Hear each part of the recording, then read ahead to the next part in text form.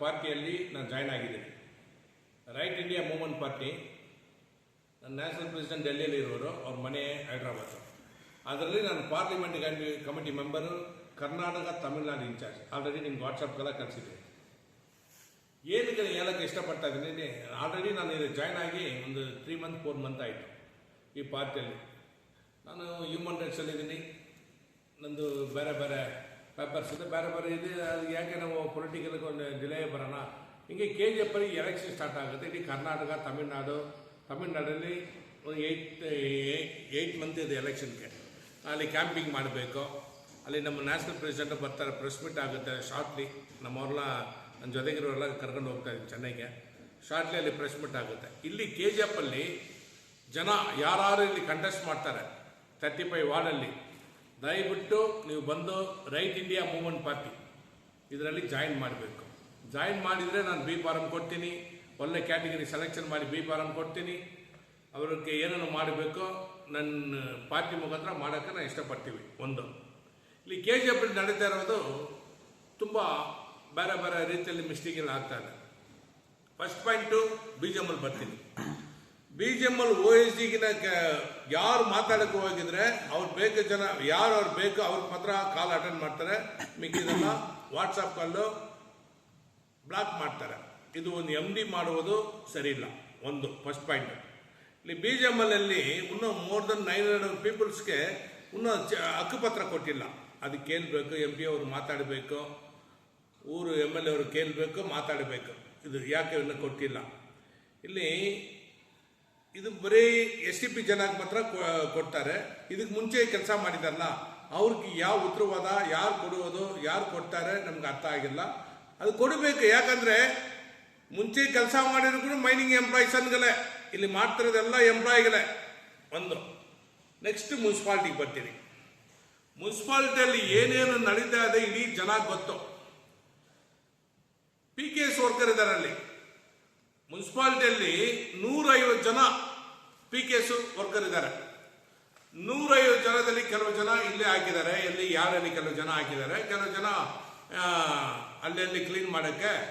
ಒಂದು ಗಾಡಿ ಬರುತ್ತಲ್ಲ 35 ವಾರ್ಡ್ಗೆ 35 ಗಾಡಿಗೆ ಒಬ್ರು ಹಾಕಿದ್ದಾರೆ. PKS ಜನ ಒಬ್ರು ಹಾಕಿದ್ರೆ ಹೇಳ್ತಾರೆ, ಇದುವರೆಗೂ ಗಾಡಿಯಲ್ಲಿ ಒಬ್ರು ನೋಡಿಲ್ಲ. ಯಾಕಂದರೆ ಅದು ಡಿವೈಡ್ ಮಾಡೋಕ್ಕೆ ಅದು ಇದು ಆಗ್ತಾರಲ್ಲ, ಅದರಲ್ಲಿ ಪ್ಲಾಸ್ಟಿಕ್ ಇದ್ರೆ ಸಪ್ರೇಟಾಗಿ ಇದು ಮಾಡಬೇಕು ನಾವು. ಇಲ್ಲಿಗೆ ಏನಾಗ್ತದೆ, ಇಲ್ಲಿ ಹೆಲ್ತ್ ಇನ್ಸ್ಪೆಕ್ಟರ್ ಏನು ಮಾಡ್ತಾರೆ, ಮೈನಿಂಗ್ ಏರಿಯಾದಲ್ಲಿ ಇಡೀ ಜಾಗದಲ್ಲಿ ಬಂದು ನೋಡಿ ಎಲ್ಲಿ ಕ್ಲೀನ್ ಆಗ್ತಾ ಇದೆ. ಯಾಕಂದರೆ I am also political person. ನಾನು ತಮಿಳ್ನಾಡು ಕರ್ನಾಟಕ ಇನ್ಚಾರ್ಜ್ ಆಗಿರೋನು. ಇಲ್ಲಿ ಏನು ಕ್ಲೀನ್ ಆಗ್ತಾ ಇದೆ, ಎಲ್ಲಿ ಕ್ಲೀನ್ ಆಗಿಲ್ಲ.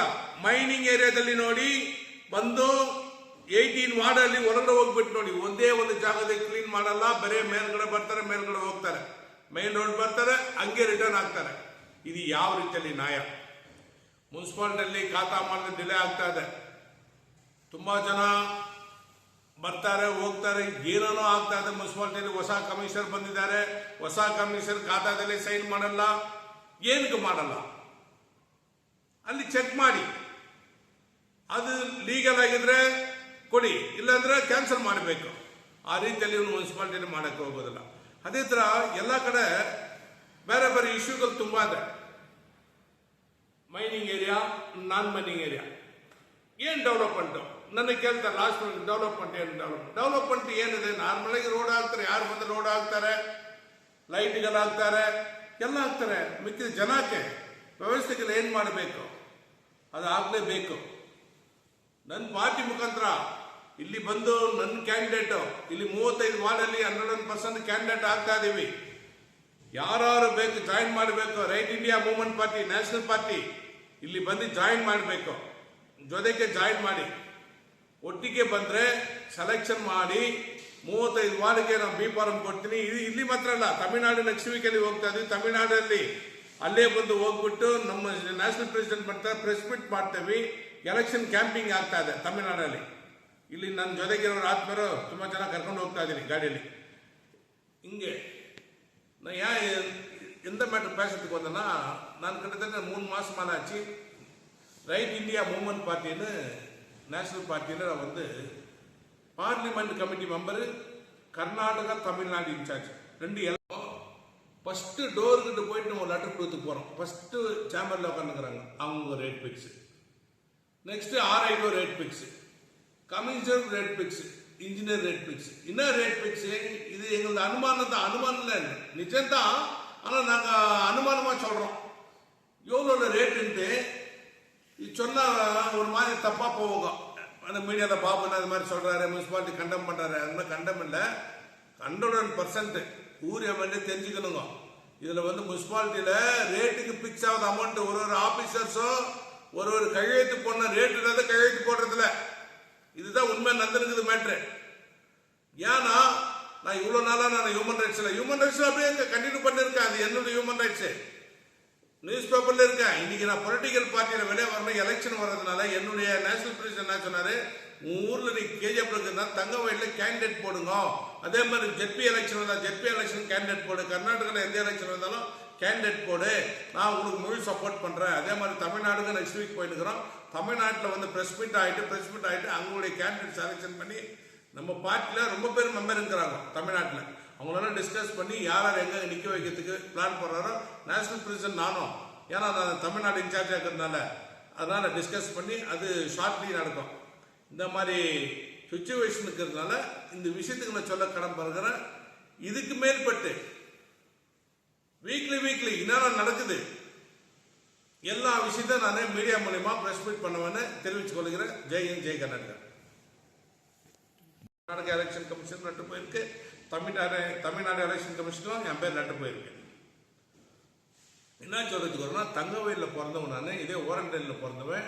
இன்னைக்கு கிட்டத்தட்ட ஒரு நேஷனல் பார்ட்டியில், அது எந்த பார்ட்டினா இருக்கட்டும், ஒரு நேஷனல் பார்ட்டியில் பார்லிமெண்ட் கமிட்டி மெம்பரும் தமிழ்நாடு கர்நாடகா இன்சார்ஜும் கொடுக்குறாங்கன்னா ரொம்ப சந்தோஷம் எனக்கு. ஏன்னா அந்த வேலை நான் செய்யணும். பிஜேபி மேட்ரு ஃபர்ஸ்ட் பிஜேபி நாடு பேசுறது பிஜேபி மேட்ரு ஏன் நான் வரத்துக்கு இஷ்டப்படணும். பிஜேபி தொழிலாளி சங்கம் கிட்டத்தட்ட எங்கள் அப்பாலாம் வந்து எஸ்டிபி ஒர்க்கர், இதுக்கு முன்னே வேலை பண்ணுவார்.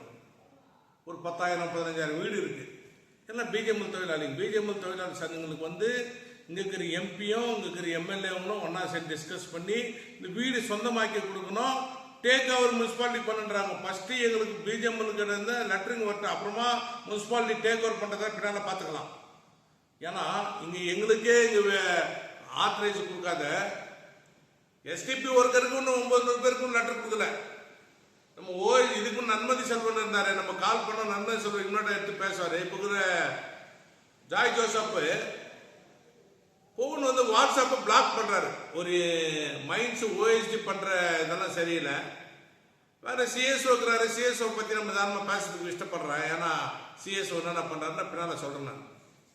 இதே மாதிரி முனிசிபாலிட்டியில ஆல்ரெடி நான் கனால கூட பேசியிருக்கேன். முனிசிபாலிட்டி மேட்டர் முனிசிபாலிட்டியில் கிட்டத்தட்ட 90%